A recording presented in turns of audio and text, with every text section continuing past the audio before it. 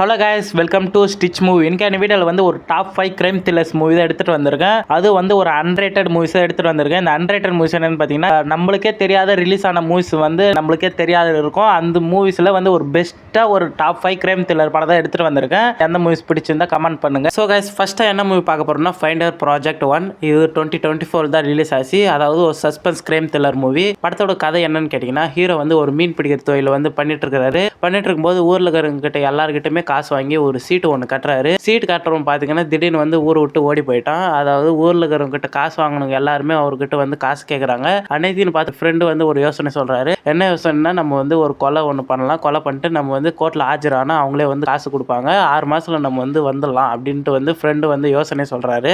கொலை பண்ற ஆள் பார்த்தீங்கன்னா ரொம்ப பெரிய ஆளாக இருக்குவே. இவங்க வந்து ஜெயிலில் போட்டுடுறாங்க. ஜெயிலில் போட்டுருவே அவங்க பொண்ணு வந்து கடைசியாக ஒரு டிடெக்டிவ் ஆஃபீஸரை வச்சு கடைசியாக வந்து பொண்ணு எவ்வளோ ட்ரை பண்ண அவங்க அப்பா வர வைக்கிறதுக்கு. கடைசியாக அவங்க அப்பா வந்து வெளியே வர வச்சாங்களா இல்லையா, அவங்க ஃப்ரெண்டு கொலை பண்ணானே அவனை கண்டுபிடிச்சாங்களா இல்லையான்ட்டு தான் மீதி கதை. இந்த படம் வந்து ரொம்ப விறுவிறுப்பாக இருக்கும். கிளைமேக்ஸ் சீனு ட்விஸ்ட்டு செம்மையாக இருக்கும். இந்த படத்தை பார்த்துட்டு கமெண்ட் பண்ணுங்கள். ஆஹா ஓடிடியில் 6.1 கொடுத்துருக்காங்க 10க்கு. ஸோ கைஸ் பார்த்துட்டு கமெண்ட் பண்ணுங்கள். ஸோ கைஸ், ரெண்டாவது படம் என்ன பார்க்க போகிறோம்னா திட்டம் 2. இது வந்து 2021 ரிலீஸ் ஆச்சு. படத்தோட ஒன்லைன் ஸ்டோரி என்னன்னு கேட்டிங்கன்னா, நம்ம ஹீரோயினி வந்து ஒரு போலீஸ் ஆஃபீஸராக இருக்காங்க. நம்ம ஹீரோயினிக்கு வந்து ஒரு பெஸ்ட் ஃப்ரெண்டு ஒன்று இருக்காங்க. அந்த பெஸ்ட் ஃப்ரெண்டு வந்து காணாமல் போயிட்டாங்க. அவங்க ஹஸ்பண்ட் வந்து கம்ப்ளைண்ட் கொடுக்கறதுக்கு வந்து நம்ம ஹீரோயின் கிட்ட வந்திருக்காங்க. அதாவது அவங்க பெஸ்ட் ஃப்ரெண்ட் வந்து தேடுதல் வந்து இன்வெஸ்டிகேஷன் பண்றாங்க. பண்ணிட்டு இருக்கும்போது திடீர்னு வந்து ஒரு நாள் வந்து ஹைவேல வந்து ஒரு கார் வந்து ஆக்சிடென்ட் ஆகி அதில் வந்து எரிஞ்ச டெட் பாடி வந்து ஒன்று இருக்குது. அது வந்து நம்ம ஹீரோயினி வந்து போய் பார்க்கறதுக்கு போறாங்க. பார்த்துட்டு இது வந்து ஒரு ஆக்சிடென்ட் கிடையாது, இது வந்து ஒரு மர்டர் தான் அப்படின்ட்டு வந்து நம்ம ஹீரோயினி வந்து கண்டுபிடிக்கிறாங்க. கடைசியாக அந்த மர்டர் பண்ணவனை கண்டுபிடிச்சாங்களா இல்லையான்ட்டு தான் மீதி கதை. கடைசி ஒன்லைன்ல வந்து ஃபர்ஸ்ட்லேருந்து கடைசி வரையும் இந்த படம் வந்து சஸ்பென்ஸாவே காட்டியிருப்பாங்க. படம் வந்து ஸோ அல்டிமேட்டா இருக்கும். பார்த்துட்டு கமெண்ட் பண்ணுங்க. இதோட IMDb ரேட்டிங் என்னன்னு கேட்டீங்கன்னா 7.1 கொடுத்துருக்காங்க. இது பார்க்கணும்னு நினைச்சீங்கன்னா சோனி லெவல் போய் பாருங்க, தமிழ் டப்பிங்ல இருக்குது. ஸோ அடுத்து மூணாவது என்ன படம் பார்க்க போறோம்னா குற்றம் 23. அதாவது 2017 வந்து ரிலீஸ் ஆச்சு. இந்த படத்தோட கதை என்னன்னு கேட்டிங்கன்னா, நம்ம ஹீரோ வந்து ஒரு போலீஸ் ஆஃபீஸராக இருக்கிறாரு. இருக்கும்போது ஒரு நாள் என்ன ஆகுதுன்னா, சென்னையில் வந்து ஒரு மர்மமான முறையில் வந்து ஒரு பாதிரியார் வந்து இறந்து போறாரு. அது மட்டும் இல்லாமல் ஒரு பிரபல டிவி அதிபரோட ஒய்ஃப் வந்து காணாமல் போயிடுறாங்க.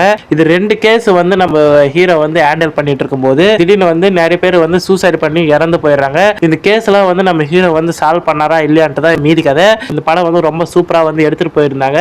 வேற லெவல் இருக்குது இந்த படம் வந்து. இந்த படம் பார்க்கணும்னு நினைச்சீங்கன்னா யூடியூப்லேயே இருக்குது. இதோட IMDb ரேட்டிங் என்ன கொடுத்துருக்காங்கன்னா 10க்கு 7.1 கொடுத்துருக்காங்க. பார்க்காதவங்க பாருங்க. அப்படியே கொஞ்சம் இந்த லவ் சீன்லாம் கொஞ்சம் படத்தில் வந்து காட்டியிருப்பாங்க. ஸோ கைஸ், படம் வந்து சூப்பராக இருக்குது. பார்த்துட்டு கமெண்ட் பண்ணுங்க.